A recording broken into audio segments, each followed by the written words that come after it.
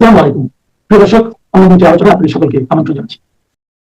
সবচেয়ে বড় প্রতিবেশী দেশ ভারতের সাথে বাংলাদেশের সম্পর্ক একেবারে পাল্টে গিয়েছিল 24-এর 5ই আগস্টের পর থেকে। ইউনূসের আমলে তলানিতে গিয়ে থাকা সেই সম্পর্কে নতুন অধ্যায়ের শুরুটা অনেকেই দেখতে পেয়েছিলেন বাংলাদেশের ত্রয়োদশ জাতীয় সংসদ নির্বাচনের আগে থেকেই। বিএনপির সাথে ভারতের সম্পর্কে নতুন রূপ দেখে বিএনপি বিরোধীদের অনেকে এমন মন্তব্য করেছিলেন, ভারতের সাথে সুসম্পর্কের কারণে বিএনপি ক্ষমতায় এসেছে। যদিও এসব কথার সপক্ষে কোনো প্রমাণ এখনো পাওয়া যায়নি। এর মধ্যে মাসখানেক আগে বাংলাদেশের পররাষ্ট্রমন্ত্রী দিল্লি সফরে গেলে মনে করা হয়েছিল দিল্লি না ঢাকার রেশ কাটিয়ে দিল্লি ও ঢাকা কাছাকাছি আসছে। কিন্তু সেই সফরের পর খলিলুর রহমানের মধ্যে যে উচ্ছ্বাস দেখা গিয়েছিল, মাসখানেকের মধ্যে সেটি যেন কোথায় হারিয়ে গেছে। যে খলিলুর রহমান গত 11 এপ্রিল ভারতের সাথে সম্পর্ক নিয়ে বলেছিলেন তাড়াহুড়ো নয়, ধৈর্য ধরে আস্থা বাড়ানো দরকার, 1 মাসের কম সময়ে তার সেই ধৈর্যচ্যুতি ঘটে গেল যখন তাকে বলতে শোনা গেল পুশ ইনের পাল্টা জবাব দেবে বাংলাদেশ, আর তিস্তা নিয়ে ভারতের জন্য বসে থাকা চলবে না। এই বক্তব্যের পরে তিনি চীনে গিয়ে তিস্তা মহাপরিকল্পনা নিয়ে আলোচনা সেরেছেন, যেটির কাজ শেখ হাসিনা আমলে প্রথমে চীনের পরে ভারতের করার কথা ছিল। পশ্চিমবঙ্গ সহ বাংলাদেশের 3 দিকের সীমান্ত জেলাগুলোতে বিধানসভা নির্বাচনে ভারতের ক্ষমতাসীন বিজেপির ব্যাপক বিজয়ের পরপরই দেখা যাচ্ছে 1 মাস আগে সেই মধুময় সম্পর্ক ছুটে যাচ্ছে। দুদিনের মধ্যে খলিলুর রহমানের কাউন্টার পার্ট ভারতও পুশ ইন এবং তিস্তার সমস্যা নিয়ে পাল্টা জবাব দিয়েছে। বিজেপি পশ্চিমবঙ্গে জেতার পরপরই বাংলাদেশের অনেকের মধ্যে পুশ ইন নিয়ে যে আতঙ্ক দেখা যাচ্ছে সেটি নিয়ে ভারতীয় পররাষ্ট্র মন্ত্রণালয় রাগঢাক না রেখেই বলেছে, বাংলাদেশের পক্ষ থেকে যেসব বক্তব্য দেয়া হচ্ছে সেগুলো তাদের চোখ এড়ায়নি। ভারত যা বলেছে তার অর্থ দাঁড়ায় ভারতে থাকা অবৈধ অভিবাসীদের বাংলাদেশকে ফেরত নিতে হবে। আবার ভারতীয় গণমাধ্যমের খবর হলো বিজেপি সরকার পশ্চিমবঙ্গের বিধানসভায় শপথ নেয়ার 45 দিনের মধ্যে বাংলাদেশের সীমান্তে বেড়া দেওয়ার জন্য জমি দিবে। প্রশ্ন হলো, বিএনপি ক্ষমতায় আসার আগে থেকে ভারতের সাথে যে কুসুম কুসুম সম্পর্কের ইঙ্গিত দেখা গিয়েছিল, পশ্চিমবঙ্গ, আসাম, ত্রিপুরার পদ্মফুলের বাম্পার ফলনে সেই সম্পর্কের মধ্যে অশনি সংকেত কেন দেখা যাচ্ছে? কড়া কথার জবাব কেন দ্বিগুণ কড়া কথায় আসছে? বিস্তারিত জানতে চলুন যাওয়া যাক বিশ্লেষণ।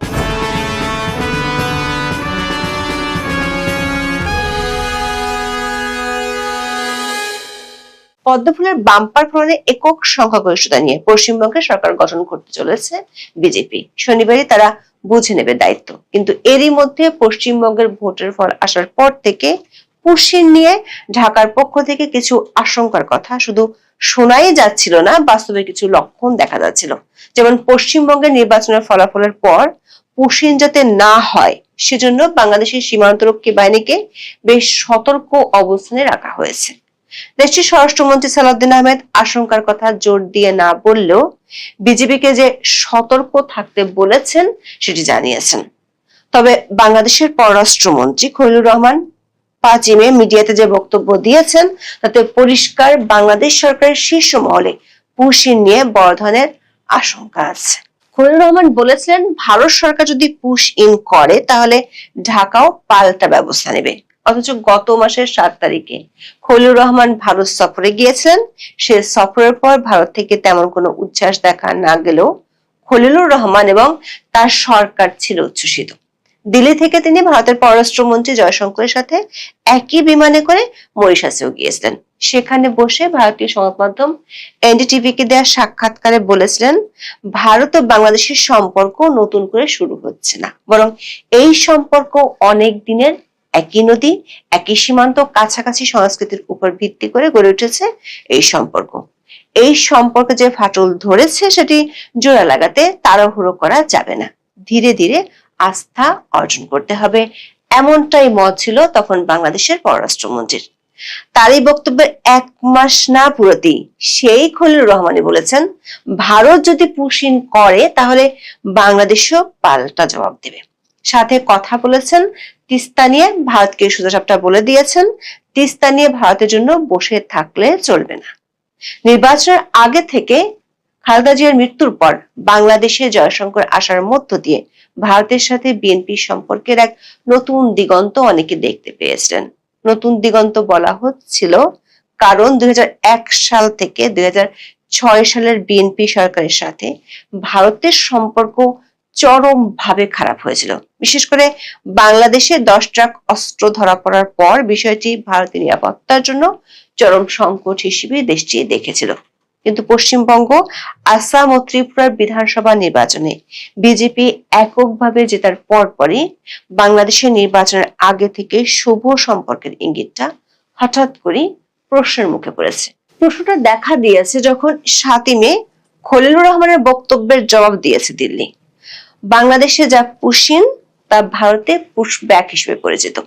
এই রাজ্যে নির্বাচনী প্রচার পর্বে বিজেপি বারবার দাবি করেছে ক্ষমতায় এলে অবৈধ অনুপ্রবেশকারীদের খুঁজে খুঁজে দেশ থেকে বের করে দেওয়া হবে। খলিলুর রহমানের মন্তব্যের পরিপ্রেক্ষিতে ভারত সরকারের তরফ থেকে মুখপাত্র রণধীর জয়সওয়াল জানান, অবৈধভাবে যে সমস্ত বিদেশি নাগরিক ভারতে আছে তাদের ফিরিয়ে দেওয়াই ভারতের নীতি।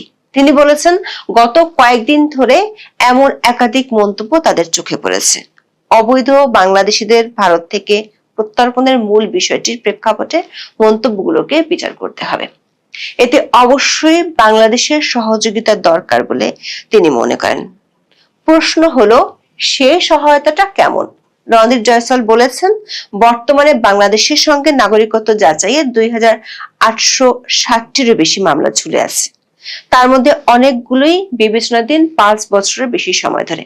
তার কথায় বাংলাদেশ তাদের নাগরিকত্ব যাচাই প্রক্রিয়া ত্বরান্বিত করবে বলে ভারত আশা করছে, যাতে ভারত থেকে অবৈধ অভিবাসীদের ফেরত দেওয়া যায়। দর্শক, ভারতীয় পররাষ্ট্র মন্ত্রণালয় যখন খলিলুর রহমানের বক্তব্যের পাল্টা জবাব দিচ্ছে, তখন ভারতীয় গণমাধ্যম এনডিটিভি দিচ্ছে আরো একটি খবর। সেটি হলো, পশ্চিমবঙ্গে সরকার গঠনের মাত্র 45 দিনের মধ্যে বাংলাদেশ ভারত সীমান্তে বেড়া নির্মাণের জমি বরাদ্দ দেবে বিজেপি। সংবাদ মাধ্যমটির প্রতিবেদন অনুযায়ী ভূমি অধিগ্রহণ প্রক্রিয়াকে অগ্রাধিকার দিয়ে যুদ্ধকালীন তৎপরতায় বেড়া দেওয়ার কাজ শেষ করা হবে। পশ্চিমবঙ্গ নির্বাচনে বিজেপি অবৈধ বাংলাদেশি অনুপ্রবেশকে বড় রাজনৈতিক ইস্যু হিসেবে সামনে এনেছিল। নরেন্দ্র মোদী, অমিত শাহরা যতগুলো জায়গায় সভা করেছেন, অনুপ্রবেশকারীদের রাজ্য থেকে সরানোর বিষয়ে সুর চড়িয়েছিলেন। দলটি অভিযোগ করেছিল, তৃণমূল কংগ্রেস সরকার সীমান্ত দিয়ে অনুপ্রবেশের প্রশ্রয় দিয়ে আসছে। যদিও মমতা ব্যানার্জির তৃণমূল সরকার এই অভিযোগ বরাবরই প্রত্যাখ্যান করেছিল। বিজেপি তার নির্বাচনী ইশতেহারে প্রতিশ্রুতি দিয়েছিল, সরকার গঠনের 45 দিনের মধ্যে ভারত বাংলাদেশ সীমান্তে বেড়া দেওয়ার জন্য জমি বরাদ্দ করা হবে। ভারত ও বাংলাদেশের মধ্যে 4096 কিলোমিটার দীর্ঘ সীমান্ত রয়েছে, যা বাংলা, ত্রিপুরা, আসাম, মেঘালয় এবং মিজোরামের মধ্য দিয়ে বিস্তৃত। বাংলাদেশ ও ভারত বিশ্বের 5ম বৃহত্তম বর্ডার বা সীমানা ভোগকারী দেশ। পশ্চিমবঙ্গের সাথে বাংলাদেশের সীমানা প্রায় 2216 কিলোমিটারের কিছু বেশি। এনডিটিভির প্রতিবেদনে বলা হয়েছে, বিজেপির প্রধান লক্ষ্য হলো সীমান্ত পার হয়ে অনুপ্রবেশ শূন্যের কোঠায় নামিয়ে আনা। রাজ্য সরকারের পূর্ণ সহযোগিতায় বিএসএফ এবং পুলিশ যৌথ অভিযান চালাতে সক্ষম হবে, যার ফলে সীমান্ত জেলাগুলোতে বর্তমানে যে জনতান্ত্রিক পরিবর্তন ঘটেছে তা রোধ করা যাবে। এই লক্ষ্যে দলটি শনাক্ত করো, নির্মূল করো এবং বিতাড়িত করো নীতি বাস্তবায়নের প্রতিশ্রুতি দিয়েছে। এর আগে 2021 সালে পশ্চিমবঙ্গের সীমান্তবর্তী এলাকায় বিএসএফ এর কার্য পরিধি 15 কিলোমিটার থেকে বাড়িয়ে 50 কিলোমিটার করার প্রস্তাব দিয়েছিল মোদী সরকার। তখন একে রাজ্যের অভ্যন্তরীণ বিষয়ে কেন্দ্রের হস্তক্ষেপ দাবি করে প্রস্তাব প্রত্যাখ্যান করে ক্ষমতাসীন তৃণমূল সরকার। সীমান্ত সমস্যা আর পুশিন নিয়ে দুপক্ষের মধ্যে যে কথার উত্তেজনা তৈরি হয়েছে, তার মধ্যে উঠে আসছে বাংলাদেশের সঙ্গে ভারতের সবচেয়ে আলোচিত তিস্তা পানি বন্টন চুক্তি ইস্যু, যেটি অনেক দিন ধরে ঝুলে আছে। চীন যাওয়ার আগে হঠাৎ করে গণমাধ্যমের কাছে বাংলাদেশের পররাষ্ট্রমন্ত্রী খলিলুর রহমান বলে বসেন, তিস্তা নিয়ে ভারতের জন্য বসে থাকা যাবে না। তারপর তিনি চীনে গিয়ে তিস্তা মহাপরিকল্পনা নিয়ে আলোচনাও করেন। তিস্তা নিয়ে টানাপোড়েন বহুদিন আগেই বহু দূর গড়িয়েছিল। 2011 সালে ভারতের নরেন্দ্র মোদীর কেন্দ্রীয় সরকার এই চুক্তি প্রায় করে ফেলেছিল, কিন্তু তখন বাদ সাধে পশ্চিমবঙ্গের তখনকার মুখ্যমন্ত্রী মমতা ব্যানার্জির রাজ্য সরকার। সে চুক্তি হলে বাংলাদেশ পেত 37.5% আর ভারত পেত 42.5% পানি। হিমালয়ের সিকিম অঞ্চল থেকে আসা তিস্তা নদীটির দৈর্ঘ্য 414 কিলোমিটার। এর মধ্যে প্রায় 300 কিলোমিটার ভারত অংশে আর 115 কিলোমিটার বাংলাদেশে পড়েছে। এর মধ্যে ভারত তিস্তার প্রবাহ নিয়ন্ত্রণের মূল কেন্দ্রে গজলডোবা ব্যারেজ করেছে। এই ব্যারেজের কারণে ভারত আপস্ট্রিমে পানি আটকে রাখতে পারে এবং তার সেচ চ্যানেলে সরিয়ে নেয়। এর ফলে শুষ্ক মৌসুমে নদীর বাংলাদেশ অংশে প্রায় প্রতি বছরই খরা দেখা যায়। সেই সঙ্গে বর্ষার অতিরিক্ত পানি ছাড়ার ফলে সৃষ্টি হয় বন্যা ও নদী ভাঙনের মতো সমস্যা। এ নিয়ে বাংলাদেশের রংপুর, গাইবান্ধা, কুড়িগ্রাম, নীলফামারী সহ তিস্তা তীরবর্তী জেলাগুলোয় মানুষের মধ্যে ক্ষোভও দেখা গেছে। এমন অবস্থায় বেশ কয়েক বছর আগে চীনের সহায়তায় একটি মহাপরিকল্পনা হাতে নেয় ঢাকা।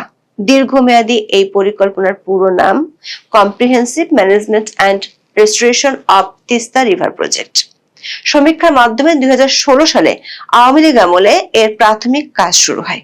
সমীক্ষা শেষে 2023 সালে একটি মূল্যায়ন প্রতিবেদন তৈরি করা হয়।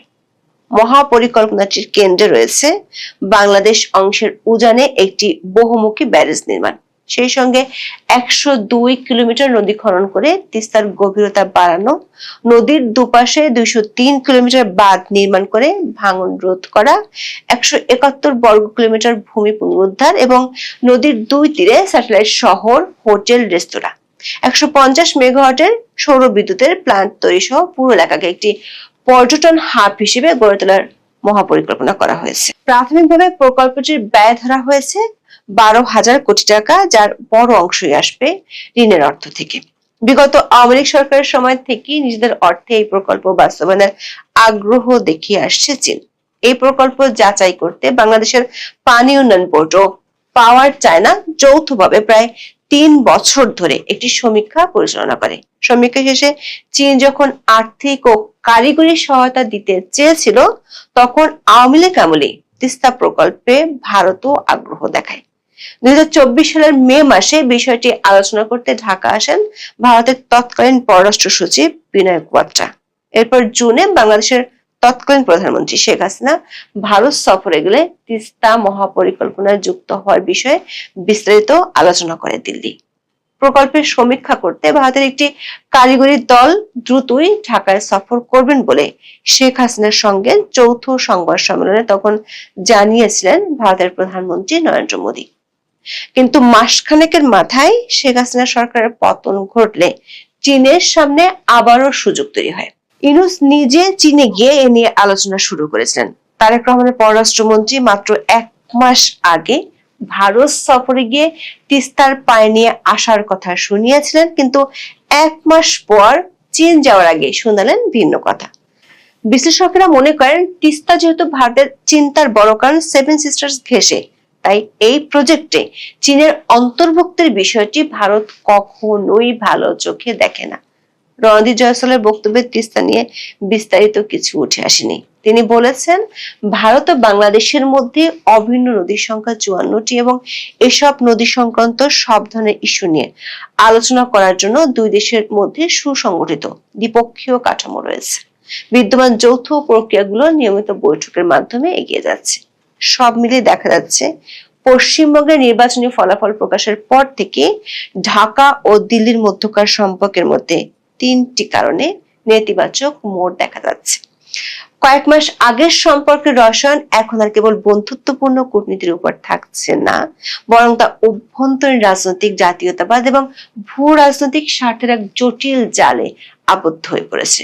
শুরুটা হয়েছে দুই পররাষ্ট্র মন্ত্রণালয়ের কথার মতো দিয়ে। এখন দেখার বিষয়, 9 মে বিজেপি সরকার পশ্চিমবঙ্গের শপথ নেওয়ার পর প্রথমে সীমান্ত আর পুশিন এবং তারপর তিস্তার পানি নিয়ে কি পদক্ষেপ নেয়, সেটির উপরে নির্ভর করছে কথার কূটনীতি আরো কতটা উত্তেজনা ছড়াবে।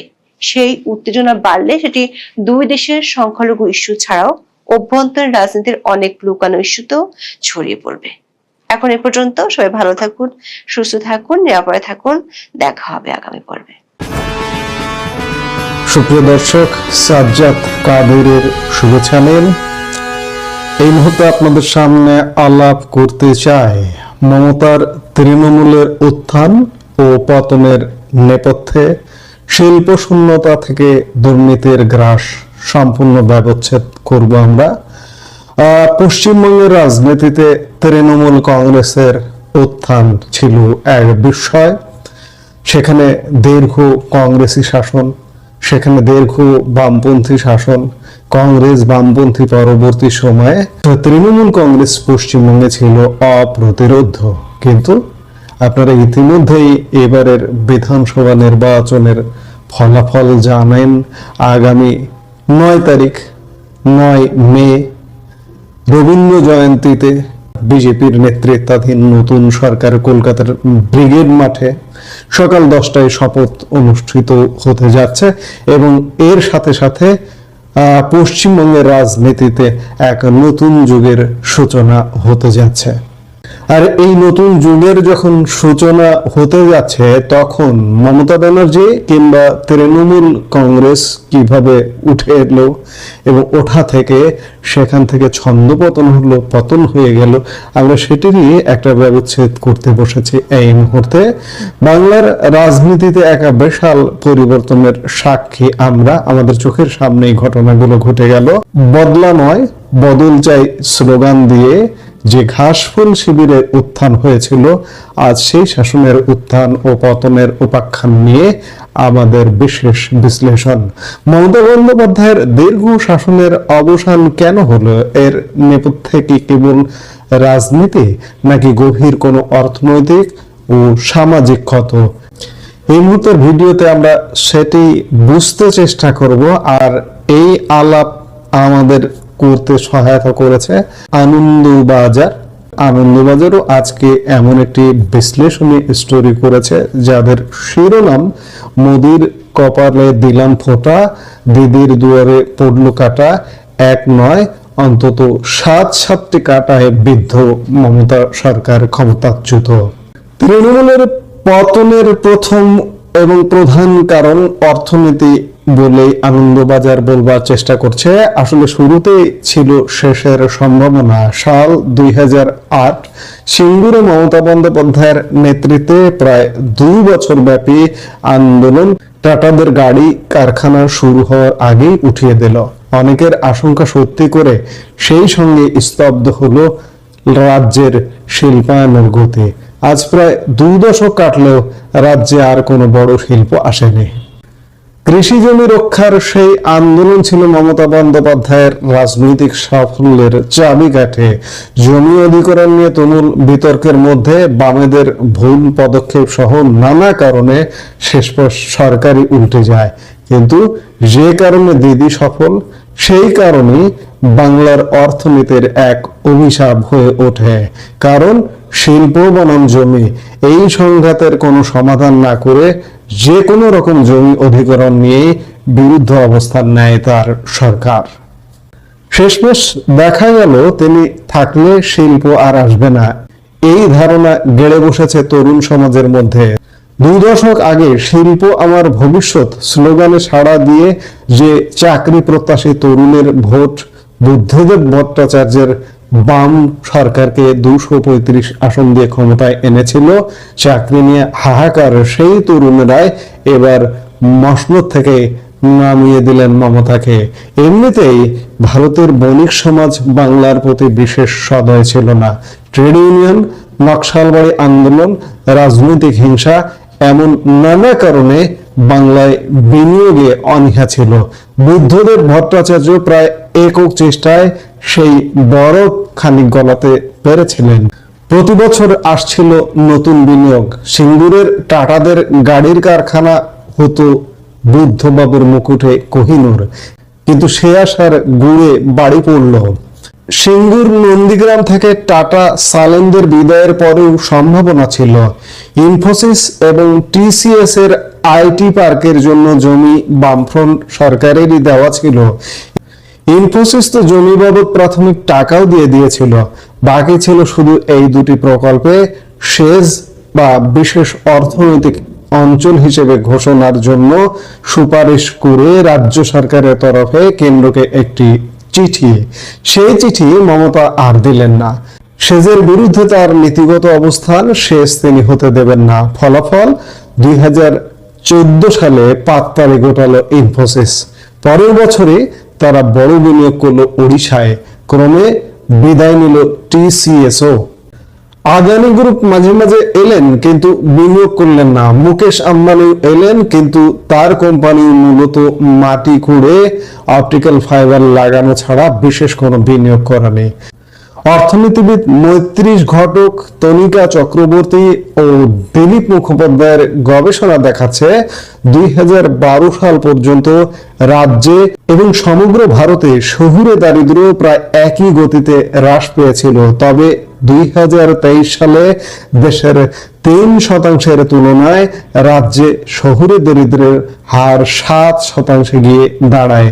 কারণ একটাই, শিল্প সংক্রান্ত কর্মসংস্থান নেই, মানুষের আয় বাড়ছে না। তৃণমূল সরকার অবশ্য এসব মানতে চায়নি। তারা বারবার বলেছে ক্ষুদ্র, কুটির ও মাঝারি শিল্পের অগ্রগতির কথা। মুখ্যমন্ত্রী দাবি করেছেন তারা 2 কোটি কর্মসংস্থান তৈরি করেছেন, কিন্তু সরকারি তথ্য অনেকেই বিশ্বাস করেননি, কারণ চোখে কিছু দেখা যায়নি। অন্যান্য রাজ্যে বড় শিল্প আসছে, সে খবর মানুষ কাগজে, টিভিতে দেখছেন, কিন্তু এখানে মুখ্যমন্ত্রীকে কোনো বড় কারখানা ফিতে কাটতে দেখা গেল কই? অর্থনীতিবিদ সুরজিৎ ভাল্লা সম্প্রতি দেখিয়েছেন 1950 থেকে 1976 পর্যন্ত প্রতি বছর রাজ্যে মাথা পিছু আয় জাতীয় গড়ের তুলনায় 0.9% হারে কমেছিল। বাম আমলে তা কমেছিল বার্ষিক 0.3% হারে। কিন্তু 2011 থেকে 24-এর মধ্যে এই আয় হ্রাসের হার আরো ত্বরান্বিত হয়ে বার্ষিক 1% ঠেকেছে। নির্বাচনের আগে রাজ্যের আর্থিক অবনমন দেখে বোঝা যাচ্ছিল বিজেপি এগিয়ে আছে। কোভিড কালে দেখা গিয়েছিল লাখো মানুষ কাজের সন্ধানে বাইরে যাচ্ছেন। নির্বাচনের আগেই দেখা গেল দলে দলে শ্রমিকদের ফেরা, যাদের অধিকাংশেরই কাজ সস্তার, কিন্তু মজুরি বাংলার চেয়ে বেশি। একজন প্রাক্তন আমলা মমতার শিল্পনীতি সম্পর্কে আক্ষেপ করে বলেছিলেন, শিল্পবান্ধব পরিস্থিতি তৈরি করতে কেমন যেন অনাগ্রহ ছিল তার। জার্মান রাষ্ট্রদূতের সেই ঘটনার কথা ভাবুন। জার্মানরা চীন থেকে বিনিয়োগ সরিয়ে ভারতে আনতে চেয়েছিল, কিন্তু পশ্চিমবঙ্গ সরকারের কাছে প্রেজেন্টেশন চেয়েও তারা পাননি। শিল্পের সুযোগের বদলে মুখ্যমন্ত্রী রাজনৈতিক বিরোধী ও সাংবাদিকদের নিন্দায় ব্যস্ত ছিলেন। স্তম্ভিত হয়ে রাষ্ট্রদূত দিল্লি ফিরে যান। প্রসেনজিৎ বসুর তথ্য অনুযায়ী 2011 সালে রাজ্যের জিএসডিপি জাতীয় জিডিপির 6% থাকলেও 2024-এ তা 5% নেমেছে। কারণ একটাই, বিনিয়োগের অভাব এবং টালিগঞ্জের স্বরূপ বিশ্বাসের মতো নেতাদের ইউনিয়নবাজির আধিপত্য ও তোলাবাজির ভয়। 2011-এ মমতা প্রতিশ্রুতি দিয়েছিলেন তাজপুর বন্দর ও 5 লক্ষ কোটি টাকার বিনিয়োগের, কিন্তু মানুষের চোখে কিছুই পড়ল না। সরকার শুধু ক্ষুদ্র শিল্প দেখিয়ে দায় এড়াতে চাইল। পতনের দ্বিতীয় কারণ হিসেবে আনন্দবাজার চিহ্নিত করেছে ধর্মের সাথে রাজনীতির মিশেল। 2008 সালে মুসলিম অধ্যুষিত অঞ্চলে তৃণমূলের সাফল্যের পর মমতা সাচার কমিটির রিপোর্টকে হাতিয়ার করেন, কিন্তু তিনি মুসলিম বুদ্ধিজীবীদের বদলে ধরলেন ধর্মগুরুদের। মৌলানা মৌলবীদের ভিড় বাড়ল মঞ্চে, নেত্রী মাথায় কাপড় টানলেন হিজাবের মতো। এতে হিন্দু মেরুকরণের সুযোগ পেল বিজেপি। ধর্মভিত্তিক রাজনীতির দৈত্যকে তিনি বোতল থেকে বের করলেন। 2019-এর পর বিজেপিকে ঠেকাতে তিনি শুরু করলেন হিন্দু তোষণ। রামন বমিকে আগে বহিরাগত বললেও পরে নিজের দলকে সেই উৎসাহে নামিয়ে দিলেন। জয় শ্রীরাম হয়ে গেল রাজনৈতিক স্লোগান। তৃণমূলের সাংসদ দেব বা সায়নী ঘোষদের মুখেও শোনা গেল সেই স্লোগান। কোনটা কার রাজনীতি মানুষ আর বুঝতে পারল না। পুরোহিত ভাতা, ক্লাবকে অনুদান, দীঘায় জগন্নাথ মন্দির, এসব দেখে মুসলিমরা ভাবতে শুরু করলেন দিদি একটাও মসজিদ গড়ার কথা বললেন না। এদিকে হুমায়ুন কবিরের বাবরি মসজিদ বানানোর উদ্যোগ তৃণমূলকে আরো বিপদে ফেলল। প্রশান্ত কিশোরের পরামর্শ ছিল জনকল্যাণে নজর দিতে, কিন্তু মমতা মাতলেন হিন্দুয়ানির প্রতিযোগিতায়। এই ভুল রাজনীতি হিন্দু ভোটের মেরুকরণ ও মুসলিম ভোটের বিভাজনের পথ খুলে দিল। জয় চট্টোপাধ্যায়ের বেঙ্গল ডিভাইডেড বইয়ের সেই সুপ্ত সাম্প্রদায়িক বিভেদকেই মমতায় আবার চাগিয়ে দিলেন। অধ্যাপক জায়েদ মাহমুদের মতে হিন্দুত্ববাদীদের কাছে পশ্চিমবঙ্গই ছিল শেষ লক্ষ্য। সময়ের সাথে পশ্চিম বাংলাদেশ হওয়া তত্ত্ব মানুষের মনে গেঁথে গেল। শেষমেশ 1870-এর বঙ্কিমচন্দ্রের হিন্দু জাতীয়তাবাদ যেন 150 বছর পর বাংলার মসনদ দখল করলো। তৃতীয় কারণ হলো ভুতুরে ভোটার হারানো। এসআইয়ের প্রক্রিয়ায় প্রায় 64 লক্ষ নাম বাদ যাওয়ায় তৃণমূলের ফাঁকতাল ভোটের পথ বন্ধ হয়ে যায়। মৃত বা স্থানান্তরিত 10-15 লক্ষ ভোটারের পাশাপাশি 27 লক্ষ ন্যায্য ভোটারও বাদ পড়েন। কেন্দ্রীয় বাহিনীর কড়াকড়িতে বুথ জ্যাম বা রেগিং করা সম্ভব হয়নি, যদিও তৃণমূল একে কেন্দ্র কমিশন আঘাত বলে দাবি করেছে। চতুর্থ এবং সম্ভবত সবচেয়ে স্পর্শকাতর কারণ দুর্নীতি।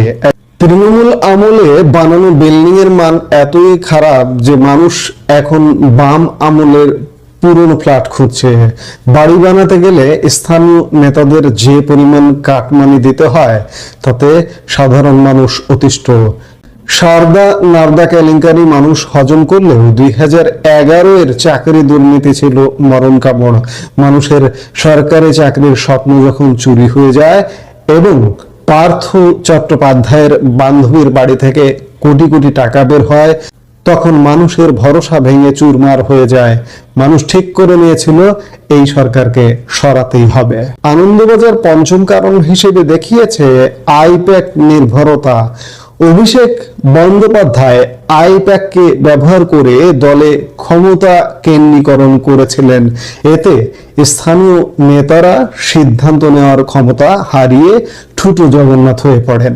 নির্বাচনের ঠিক আগে বিনেশ চান্দেল গ্রেপ্তার হওয়ায় আইপ্যাক বসে যায়, আর তৃণমূলের সংগঠন তাসের ঘরের মতো ভেঙে পড়ে। ষষ্ঠ কারণ রাজনৈতিক হিংসা। বদলা নয় বদল চাই বললেও 2013 থেকে শুরু করে 2018-এর পঞ্চায়েত নির্বাচনে যে ভোট লুট ও হিংসা তৃণমূল দেখেছিল তার ফলশ্রুতিতে বাম ভোট বিজেপিতে চলে যায়। সেই 2,30,00,000 ভোটের শক্ত ভিত্তি আর টলানো যায়নি। কমিশনের কড়াকড়িতে যখন হিংসা থামলো, তখন দীর্ঘদিনের বঞ্চিত ভোটাররা দলে দলে বেরিয়ে এসে বিজেপিকে ভোট দিলেন। লোকসভার তুলনায় 60 লক্ষ ভোট বাড়ল বিজেপির। পরিশেষে সব ছাপিয়ে যে সত্যটি বড় হয়ে ওঠে তা হলো সরকারের উপর বিশ্বাসের অভাব। সারদা নারদা হোক বা সাম্প্রতিক অভয়াকাণ্ড, মানুষ সরকারের কোনো যুক্তি আর বিশ্বাস করতে চায়নি। আরজি করের ঘটনায় মুখ্যমন্ত্রীর পদক্ষেপ মানুষের মনে এই ধারণা বদ্ধমূল করে দেয় যে সরকার কিছু লুকাতে চাইছে। ভারত বিশ্বাসের দেশ, আর সেই আস্থায় সরকার হারিয়ে ফেলেছিল। মানুষ মনে করেছিল তৃণমূলের শুধরানোর ইচ্ছেও নেই, আর বড় কিছু করার এলোমও নেই। অ্যাপলের টিম কুককে কলকাতায় আনার ইচ্ছে হয়তো নেই, কিন্তু যদি থাকেও তা করার এলেম বা ক্ষমতা কি এই সরকারের আছে? মানুষ উত্তর দিয়েছিল না, আর সেই অবিশ্বাসের চোরাবালিতে ডুবে গেল তৃণমূলের দীর্ঘ সাম্রাজ্য। ধন্যবাদ আমাদের সাথে থাকার জন্য। আপনার মতামত কমেন্টে জানান। ভিডিওটি ভালো লাগলে শেয়ার করুন। দেখা হবে পরবর্তী ভিডিওতে। আমাদের ভিডিওগুলো নিয়মিত পেতে সাবস্ক্রাইব করুন Sajjad Kadir and the legends YouTube channel এবং লাইক, কমেন্ট, শেয়ার করে সাথে থাকুন।